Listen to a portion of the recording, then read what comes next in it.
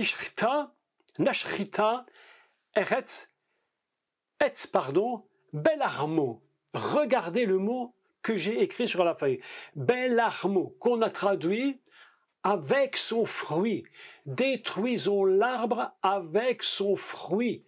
Mais c'est quoi avec son fruit? Belarmo. Regardez ce qui est écrit. Je l'ai écrit en rouge. Belarmo, les trois consonnes du milieu, c'est l'echem. C'est le pain. C'est incroyable, non? Avec son fruit, c'est le pain. Mais si vous prenez le mot dans sa totalité et que vous tirez le O, c'est le possessif O. On tire le possessif et il reste quoi comme mot? Bethléem. Et qu'est-ce que Bethléem? C'est là où le Mashiach est né. C'est incroyable. Ça, c'est pas extraordinaire. C'est fantastique. Absolument impressionnant. Je vais donc faire une traduction. Détruisons. Nashrita, Etz, Belachmo. Détruisons l'arbre avec son fruit. C'est quoi le fruit de l'arbre de la vie en Éden? Eh bien, mes amis, le fruit de l'arbre de la vie, c'est le pain. Beaucoup de rabbins ont cherché, ont inventé toutes sortes d'explications concernant le fruit de l'arbre, se demandant, mais c'était quoi le fruit de cet arbre? Eh bien, Jérémie 11 nous le dit, c'est l'echem, c'est le pain.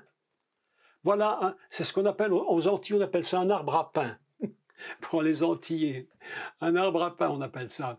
Et c'est le but du diable, c'est quoi? C'est de détruire le pain, le fruit de l'arbre du jardin d'Éden, afin, il dit, détruisons l'arbre avec son fruit, retranchons-le de la terre. C'est extraordinaire ce texte, hein? Cette parole prophétique est absolument incroyable. Retranchons-le de la terre des vivants, et qu'on ne se souvienne plus de son nom. C'est absolument incroyable ce texte. Il raconte ici, dans ce texte, toute la révélation de la fête de Pessah, qui commence en Éden, qui continue et se révèle en Abraham, lorsqu'il donne le pain et le vin, et puis la dîme. Mes amis, on donne le pain et le vin, c'est-à-dire on participe au sacrifice, et c'est-à-dire qu'on donne le don de toute notre vie, c'est-à-dire 10, et on ne devrait plus jamais discuter sur les dîmes, oui ou non. Les gens qui discutent sur la dîme, souvent ils n'ont pas donné leur vie totalement, ils retiennent toujours une part. Alors quand tu as donné toute ta vie, on peut discuter sur tout. On peut discuter beaucoup sur la dîme. Moi je vais vous dire très simplement, arrêtons de discuter là-dessus. Que celui qui dit « j'ai donné toute ma vie au Seigneur et tout ce que lui appartient, je suis prêt à tout donner », et celui qui dit « moi je sens que je dois donner ma dîme », donne ta dîme. Il n'y a aucune discussion à avoir sur ça. Mais aucune discussion. On est en train et souvent, si vous demandez à ceux qui discutent sur ces choses pourquoi on donne 10, ils ne sauraient même pas vous le dire. En réalité, je répète, Pessah, en Abraham, c'est le don de toute notre vie, qui est manifesté par le sacrifice. Lechem veyain, le pain et le vin. C'est un texte absolument formidable. Et ainsi, on se rend compte que progressivement, depuis le Gan Eden, en passant par le livre de Shemot et la Torah dans sa totalité, on arrive à un moment où la Torah vous nous renseignez sur quelque chose de formidable. Encore là, ça vaut la peine de parler de cela parce que c'est quelque chose qui est très méconnu. Nous avons parlé de 10. 10, c'est la dîme. C'est la totalité qui représente la totalité de ma vie et qui représente l'Éternel dans sa totalité.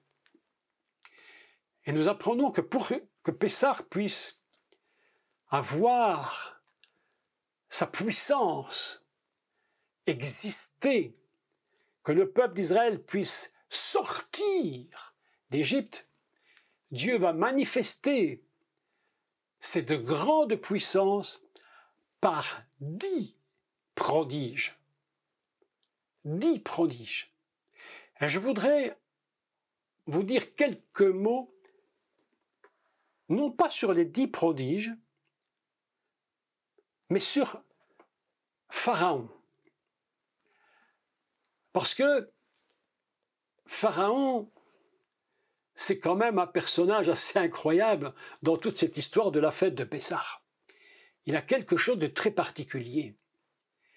Je voudrais que nous prenions ensemble l'Exode Shemot au chapitre 7. Et je voudrais vous montrer la particularité hébraïque du texte. En français, c'est quasiment impossible de traduire. Encore une fois, je veux me faire un peu le défenseur de tous ceux qui disent qu'on a mal traduit volontairement pour nous tromper. Je ne le crois pas du tout, sauf quelques peut-être exceptions, très rares exceptions, je le crois. Mais il y a des textes qui sont intraduisibles en français, on a besoin de les lire en hébreu. Et je voudrais lire avec vous dans Shemot et au chapitre 7, le verset 3. Peut-être on peut lire avant, à partir de 1, ça fait l'enchaînement, c'est probablement mieux. Lisons à partir de verset 1, chapitre 7, Shemot. L'Éternel dit à Moïse,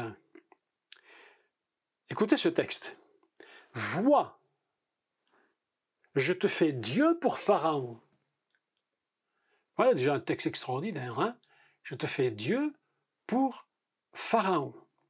Je vous rappelle au passage que dans ce texte-ci, on est en train d'introduire la fête de Pessah. Et que Moshe, Dieu dit à Moshe, je te fais Dieu pour Pharaon. Si vous rappelez-vous ce que je vous avais déjà enseigné, si vous n'étiez pas là, je le dis. Lorsque vous prenez le nom de Moshe et que vous le retournez, vous avez un mot qui apparaît, c'est Hachem. Et Hachem, c'est quoi? C'est le nom de l'Éternel. Beaucoup de Juifs appellent Dieu Hachem, le nom. Mais en fait, quand tu le retournes, c'est Moshe. C'est incroyable. Ce qui veut dire qu'il dit, je te fais Dieu pour Pharaon, je te dis Moïse, mais quand tu es devant Pharaon, tu te retournes et tu deviens comme Dieu. C'est impressionnant quand même. C'est pourquoi un homme comme Moïse, c'est quand même pas n'importe qui. Je te fais Dieu pour Pharaon, et Aaron ton frère, sera ton prophète. Écoutez la suite. Toi, tu diras tout ce que je t'ordonnerai. Et Aaron, ton frère, parlera à Paro. Paro, c'est Pharaon. Paro, si on décode le mot hébraïque, le P, c'est la bouche, et Ro, c'est le mal. Paro, c'est la bouche qui dit du mal. Et ici, ça va se confirmer. Tu parleras à Pharaon pour qu'il laisse aller les enfants d'Israël hors de son pays. Et moi, j'endurcirai le cœur de Pharaon et je multiplierai mes signes et mes miracles dans le pays d'Égypte. Je voudrais attirer votre attention sur 2 mots hébreux. C'est le mot endurcir. Dans la traduction française, je ne sais pas dans d'autres langues, mais en français tout du moins, on n'a pas pu traduire autre chose qu'endurcir. Mais dans le texte hébraïque, le mot s'exprime de 2 façons différentes. La première fois qu'il s'explique, et moi j'endurcirai le cœur de Pharaon, le mot Endurcir ici, c'est kavod, ou kaved, ça dépend des moments où on va l'utiliser. Kaved, c'est incroyable parce que c'est à la fois la gloire, c'est à la fois être honoré, c'est à la fois s'appesantir, c'est à la fois endurcir. Et qu'est-ce que ça veut dire? Ça veut dire que Dieu va toucher quelque chose chez Pharaon d'absolument incroyable. Il va toucher sa gloire. Et c'est pourquoi il dit « Kaved lève paro ». J'endurcirai le cœur de Pharaon. Je vais toucher sa gloire. Là où il croit qu'il est le plus élevé, c'est là au moment où il s'imagine être au summum. Rappelez-vous de comment se comporte un Pharaon jusqu'à ce qu'il soit confronté à la puissance de Dieu. Où est-ce que l'on trouve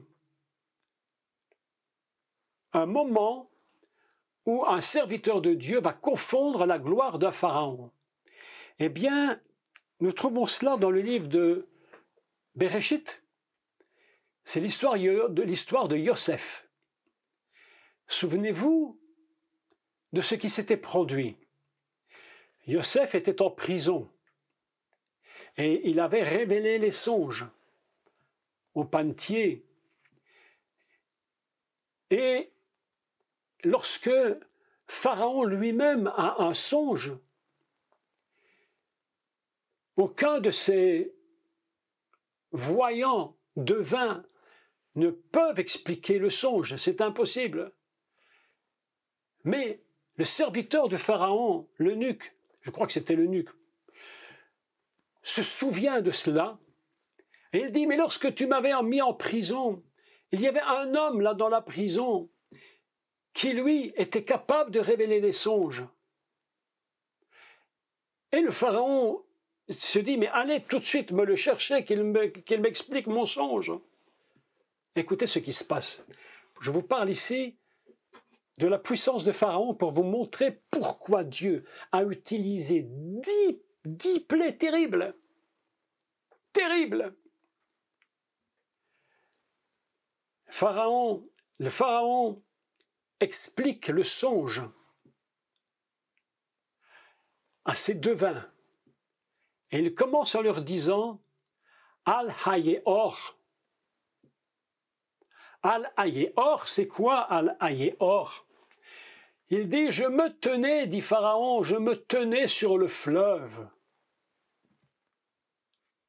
C'est-à-dire que le Nil est un dieu en Égypte.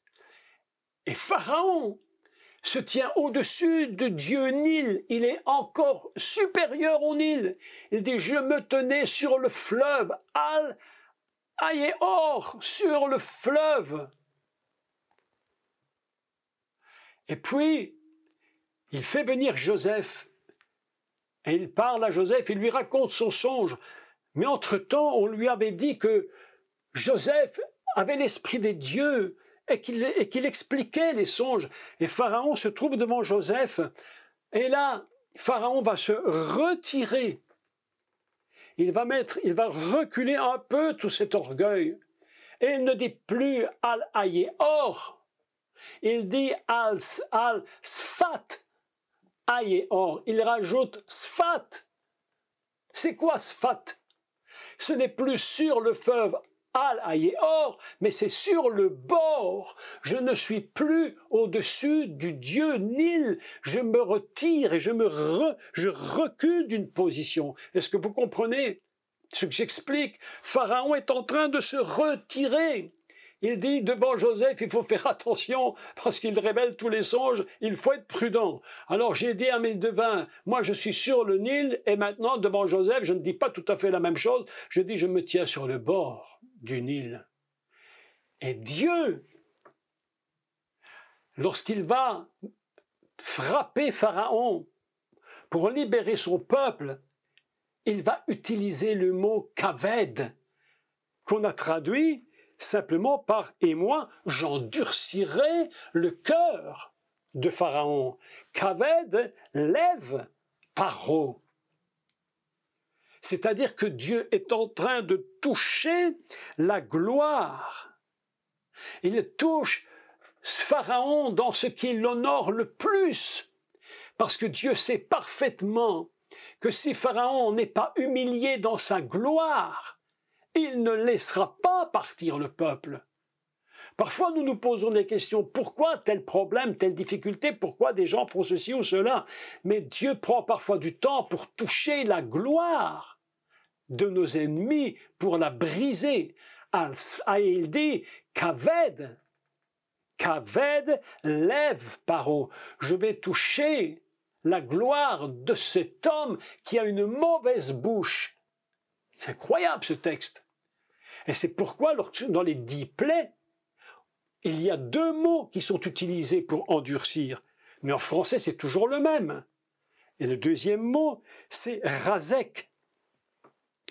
Razek signifie, vaïrazek, c'est et j'endurcirai, endurcir, rendre insensible, saisir, je vais le toucher dans ce cœur qui est dur.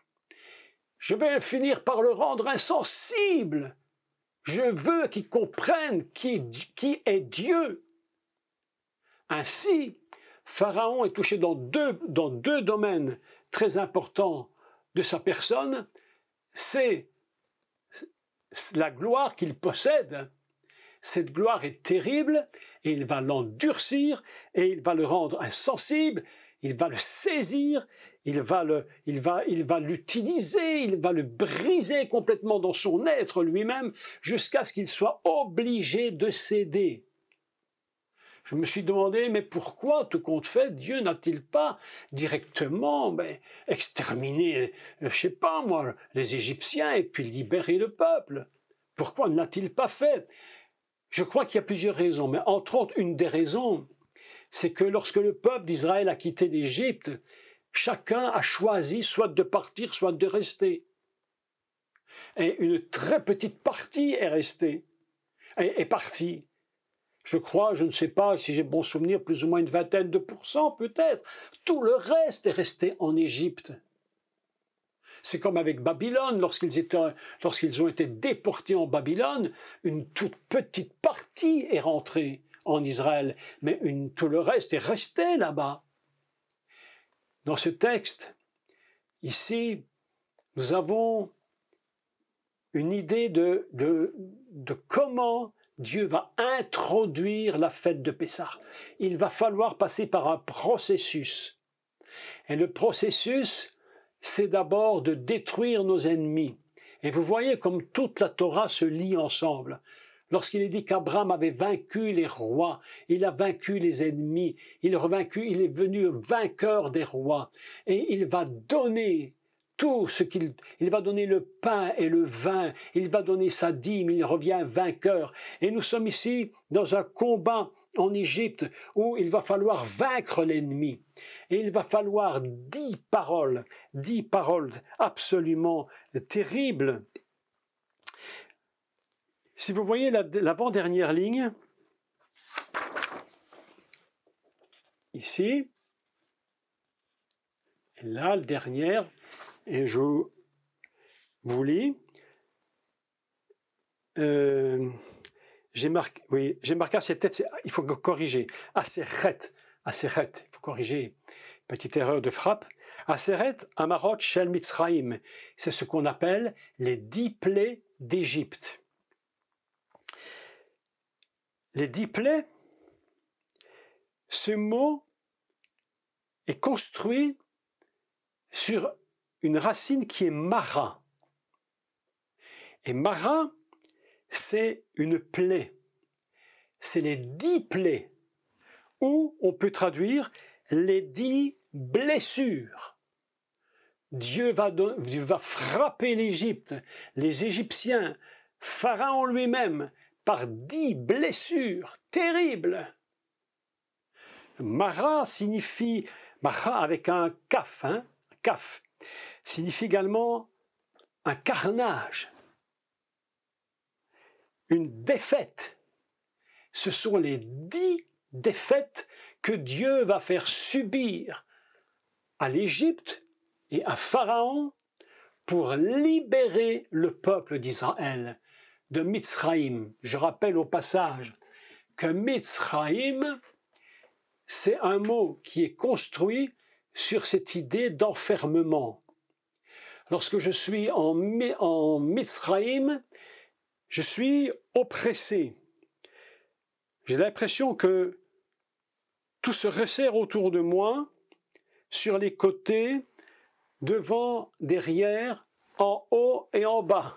Je suis comme dans une boîte qui se referme de plus en plus, et c'est ça Mitzraïm. Et Mitzraïm, c'est tout à fait surprenant parce que l'écriture du mot, si vous regardez le mot Mitzraïm, c'est le dernier mot ici en bas. Vous allez constater que l'écriture hébraïque est très intéressante au niveau du graphisme des lettres.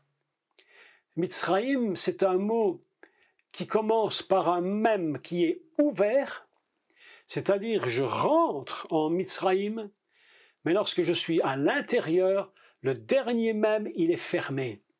Et vous savez ce que je crois qui est absolument formidable, c'est qu'il va falloir 10 paroles, il va falloir 10 défaites, 10 blessures, 10 plaies, 10 carnages pour briser le même fermé, le même final qui est complètement fermé, cette boîte qui nous enferme. Il va falloir 10 paroles terribles, 10 puissances de Dieu inimaginables pour briser le même, afin qu'on puisse s'échapper d'Égypte. Quand on est en Égypte, on ne s'échappe pas. Il va falloir que Dieu multiplie, qu'il déploie sa puissance. Écoutez le texte hébreu au sujet de Pessah. Il est écrit, il a déployé. Écoutez, il a déployé sa puissance. C'est-à-dire c'est un déploiement total, c'est 10 en ressuscitant Yeshua HaMashiach d'entre les morts. Vous voyez comment fonctionnent les textes tous ensemble. Ils sont collés les uns dans les autres, ils s'imbriquent les uns dans les autres. Yeshua, en mourant sur la croix, il donne la totalité de sa vie, c'est-à-dire 10, comme les 10 plaies qui vont se tomber sur ses ennemis. Il va briser la matrice qui l'enferme, il va sortir et il va libérer le peuple d'Israël et il va libérer l'humanité qui est enfermée dans un Égypte spirituel, physique, moral, mental, tout ce que tu peux imaginer d'enfermement, et il va libérer par sa mort. Il a déployé sa puissance. C'est un déploiement inimaginable de la puissance. C'est-à-dire que lorsqu'on voit que la libération du peuple d'Israël en Égypte, en réalité, qui en est le grand, j'allais dire, le grand artisan, c'est le Mashiach. C'est la puissance du Messie qui nous libère, nous, qui libère le peuple d'Israël et qui libère aussi le peuple d'Israël d'Égypte. C'est extraordinairement puissant. Chaque mot, chaque lettre a un sens dans la fête de Pessah. Autrement dit, lorsque j'avais parlé tout à l'heure de détruire l'arbre avec son fruit, c'est-à-dire de la volonté de détruire le Messie, afin qu'on ne puisse plus parler de lui, ce qui est absolument extraordinaire, c'est que lorsqu'il est écrit « détruisons », la racine de « détruisons », c'est « charat ». Charat, vous avez ici. Charat. Si vous pouvez le suivre. Et charat, c'est quoi? Charat, c'est destruction, donc détruisons l'arbre, mais c'est aussi un piège. Le mot signifie piège. Tendons-lui un piège. Mes amis, est-ce que vous avez remarqué que dans les évangiles, combien de fois les religieux ont dit tendons-lui un piège? C'est-à-dire, faisons-le tomber de sorte qu'on ne puisse plus dire qu'il est le Mashiach, Comme ça, au moins, on en sera débarrassé une fois pour toutes et on oubliera même son nom. Ça signifie une fosse. Tendons-lui un piège pour le faire tomber là où il ne pourra plus jamais se relever. Vous vous souvenez que lorsque Yeshua avait ouvert le rouleau, enfin que lorsqu'on lui a remis le rouleau, il a ouvert la Torah, et, enfin le prophète Ésaïe, pardon, et il a lu l'Esprit de l'Éternel est sur moi car il m'a oint, vous connaissez le texte, il dit ils étaient tellement en colère qu'ils se sont jetés sur lui et ils l'ont emmené pour le précipiter. C'est pourquoi le mot charat signifie une fosse, un piège, destruction. Tendons-lui un piège. Tendons un piège afin qu'on ne parle plus de lui, mais par bonheur, ils ont raté. Et aujourd'hui, nous profitons du succès du Messie, mes amis. Voilà un texte d'introduction, un cours d'introduction. Pour l'instant, on n'a même pas encore parlé de quoi que ce soit concernant le véritable repas. Parce que je crois que si on introduit la fête de Pessah avec ce que je vous explique maintenant, ça va nous amener dans une autre compréhension. Ce n'est pas seulement sortir et puis, oui, Jésus est ressuscité, bien sûr, c'est magnifique, il y aura beaucoup à dire, magnifique, mais il y a toute une préparation. Vous savez ce que je pense? Je crois que Dieu nous amène dans des dimensions particulières. Dieu nous emmène dans sa promesse. Mais pour atteindre la promesse, vous avez remarqué, je le suppose, combien de temps parfois cela prend. Et l'évolution du temps, avancer, passer par des épreuves, des difficultés pour arriver enfin à ce que Dieu nous a promis. Et pour arriver à Pessah, et pour arriver à la croix, imaginez les siècles qui sont passés. Imaginez depuis l'Éden, en passant par Abraham et par Jérémie et par toutes les autres périodes, pour arriver au moment où Yeshua va venir mourir et ressusciter jusqu'à aujourd'hui. Tout ça pourquoi? Pour arriver à un but. Dieu a un but, c'est de nous amener avec lui dans l'éternité. C'est ça son but. La croix n'est pas le but. La croix est le moyen pour nous amener au but. Si le Messie n'avait regardé qu'à la croix, s'il n'avait vu que la croix devant lui, il n'aurait pas pu aller jusqu'au bout. Vous savez pourquoi il était jusqu'au bout? Et pourquoi il est écrit qu'il a donné ça? Il est mort jusqu'à la mort de la croix. Pourquoi on précise jusqu'à la mort de la croix? Parce que c'est le sacrifice suprême. Et pourquoi a-t-il été jusqu'à la croix? Mais je vais vous dire pourquoi. Parce qu'il a vu plus loin que la croix. S'il n'avait vu que la croix, il n'aurait pas été, parce que ça n'aurait pas changé quoi que ce soit avec d'autres crucifixions. D'autres sont morts sur des croix, mais il n'avait pas vu au-delà de la croix. Mais lui, qu'a-t-il vu au-delà de la croix? Et c'est là le secret de Pessah, dont il faut parler. Il dit, il était jusqu'à la mort de la croix en vue. C'est-à-dire qu'il avait vu quelque chose. En vue de quoi? En vue de la joie qui lui était réservée. Mais mes amis, mais c'est incroyable. Aller jusqu'à la croix simplement pour avoir la joie. Mais c'est inconcevable. Mais c'est quoi cette joie? Cette joie, c'est de nous prendre avec lui pour l'éternité.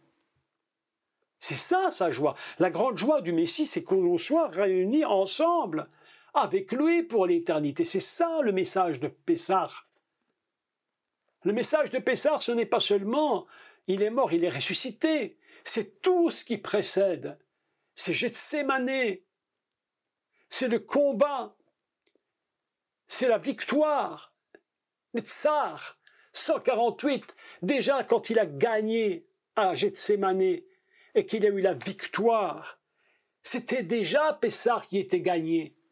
Puisque Netzar, c'est 148. Pessah, 148. Oh, Gethsémané, c'est déjà la victoire de Pessah. C'est absolument extraordinaire. Et il va jusqu'à la croix en vue de la joie qui lui était réservée. Et c'est pourquoi il a reçu le nom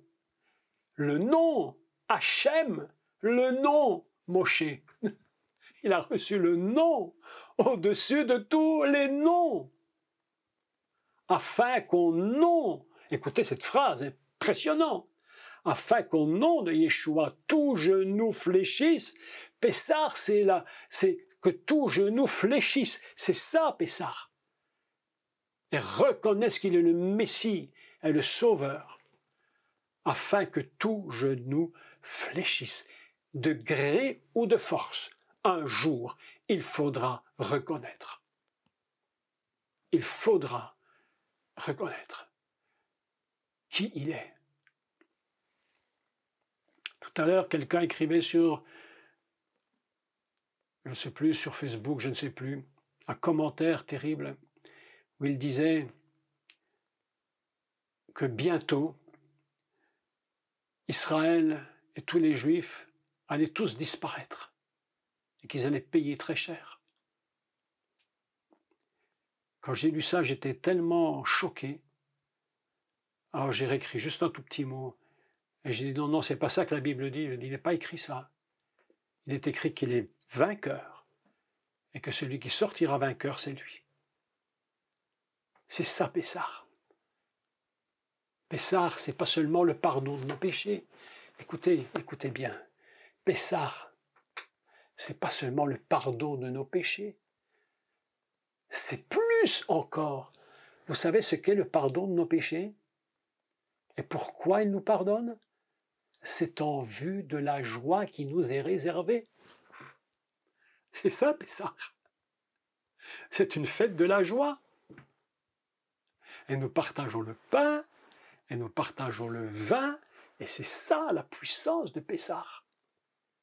Et tout ce qui précède, tout ce qui est avant, n'est qu'une mise en place pendant des siècles et des siècles et des siècles, pour arriver un jour à ce que le Messie meure et qu'il ressuscite et qu'il nous emmène dans la joie éternelle.